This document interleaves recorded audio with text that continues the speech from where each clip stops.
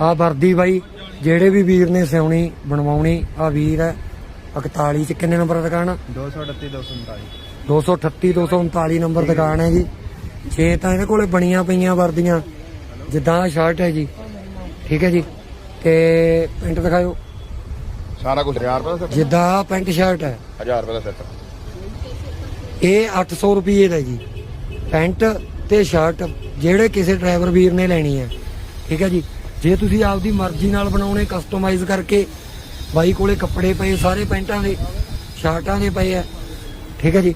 ਫਿਰ ਤੁਸੀਂ ਵਧੀਆ ਚ ਚੰਗੀ ਕੁਆਲਿਟੀ ਚ ਵੀ ਬਣਵਾ ਸਕਦੇ ਹੋ, ਠੀਕ ਹੈ ਜੀ। ਹਾਂ ਨੋਟ ਕਰ ਲਓ।